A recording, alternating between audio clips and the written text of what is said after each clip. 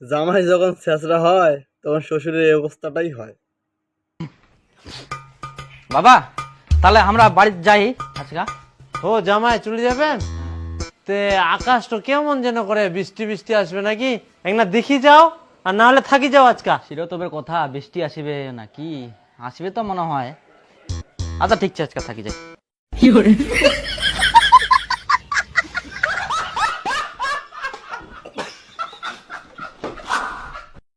ওই সুনীল দা, শোনো শোনো শোনো শোনো, ও কি রে? কোথায় গেছিলে? আরে তো একটু বাজারে গেছিলাম, পাঙ্গাস মাছ নিয়ে আসলাম। আর কি ব্যাপার, জামাইকে কি ঘর জামাই রাখি দিলি নাকি? বেটির বিয়ে কি খাওয়াবি না? এই তুই যে আবার এগুলা কি কথা বলিস? কোথায় আবার ঘর জামাই করে রাখলাম? বিয়ে শাদী তো হবে, দিন তারিখ ঠিক হয়নি। আরে জামাই তো তোর বাড়িতেই থাকে। আর বলিস না, জামাইকে একদিন মাংস খাওয়ার জন্য ডাকলাম, তারপরে জামাই আর বাড়ি যায় না, এটা ওইটা বলে থাকেই যায়। জামাইকে কি বলা যায়, জামাই তুমি বাড়ি চলে যাও? ছি ছি ছি, হাই সর্বনাশ, বিয়ের আগে বের জামাই শ্বশুর বাড়ি আসে এতদিন থাকে রে, এই সমাজ কি বলবে? কি করা যাবে বল, এখন যুগটা এরকম হয়ে গেছে।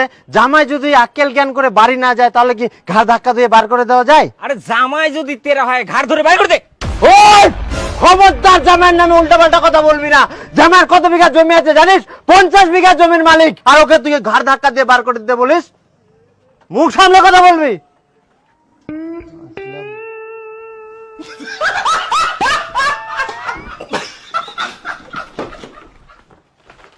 হ্যাঁ, ও বাবা কোনা গেলেন? এই না বাজার কেন? আমরা বাড়ি যাই। আরে যান। হ্যাঁ। কেমন হয়ে গেল, পাঙ্গাস মাছ জানি না, তোমার ফের দেরি হচ্ছে নাকি? যাও তাহলে। রান্না রান্না খাইতে যাই।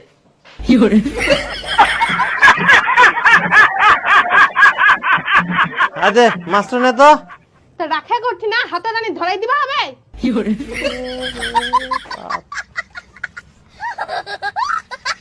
আজকে যেতে হবে, অনেকদিন ধরে আছি না, কি ভাববে? না যেতে হবে না, আমি আছি তো, কিছু হবে না, থাকো। আচ্ছা ঠিক আছে।